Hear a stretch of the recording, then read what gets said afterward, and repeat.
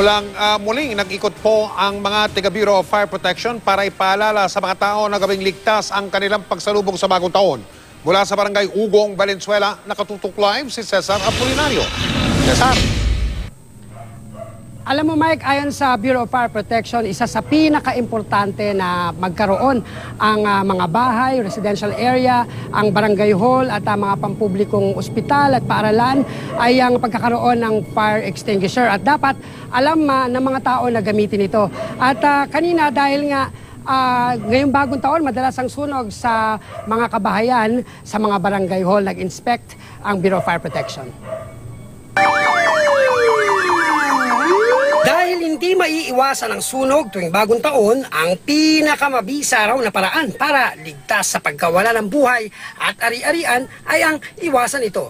Kaya ang fire station ng Barangay Pinagkaisahan, Quezon City na nakatanggap ng Best Fire Station Award sa buong NCR ngayong taon, ganado sa pagpapakalat ng impormasyong mas mainam ang maagap at makaiwas sa sunog. Sa Barangay Hall ng Pinagkaisahan, una nilang ininspeksyon kung may gamit pamatay sunog gaya ng fire extinguisher. Dalawang unit ito sa mismong barangay hall. Epektibo raw itong gamit pamatay sunog tuwing may emergency habang bumabiyahe pa ang mga truck ng bumbero papunta sa mga nasusunugan. Pero ang tanong, alam ba nilang gamitin? Sa simula, pumugak-pugak lang ang fire extinguisher. Tila nahirapan silang patayin ang katiting na sunog sa ilang segundong buga. Ito dapat inaano siya, parang pawalis. Dapat kuya, di ba pawalis? Tapos ano yung S? Squeeze then swipe. Ayon sa kapitan ng barangay, sumasailalim naman sa pagsasanay ang mga empleyado ng barangay, katuwang ang BFP tuwing Fire Prevention Month. Pati ang ilang residente na gustong matuto, iniimbitahan. Yung awareness yung napaka-importante dahil sila yung unang-unang dapat mag-rescue bago dumating yung mga authorities.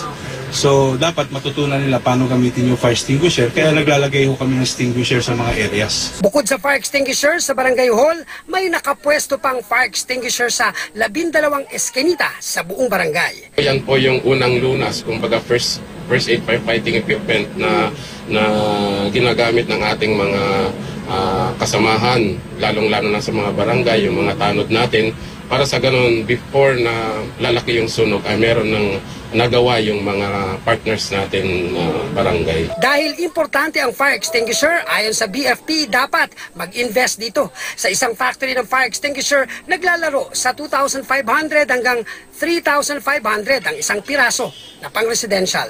3 to 5 years ang warranty nito at kada gamit pwedeng mag-refill. May pagkakataon daw na nagiging cake o namumuo ang dry chemical sa katagalan o kaya ay hindi quality na posibleng nangyari sa ginamit na fire extinguisher sa barangay Pinagkaisahan. Maaari yung chemical doon kasi ay matagal na at nag-settle yung chemical. Dahil yung purity ng chemical doon, medyo hindi yun nasa standard. So, pero nakakapatay pa rin siya, di ba? But the effectivity is na lesson na yon. Alam mo Mike, dun sa mga may fire extinguisher, ang dapat lang natandaan nila, no? Yung word na PASS o P-A-S-S. Ibig sabihin nun, yung P ay pull the pin. So pag na-pull na, A, aim the nozzle. Lilipat lang ako kasi pag dito ko to tinira, pwedeng maano yung camera eh. So aim the nozzle, squeeze, and side to side para ka lang nagwawales. So yan. Yan ang dapat gawin ng mga mayroong fire extinguisher, no? Tandaan nyo lang, yung PASS. Balik sa'yo, Mike. Mike, importanteng impormasyon. Maraming salamat, Cesar Apolinario.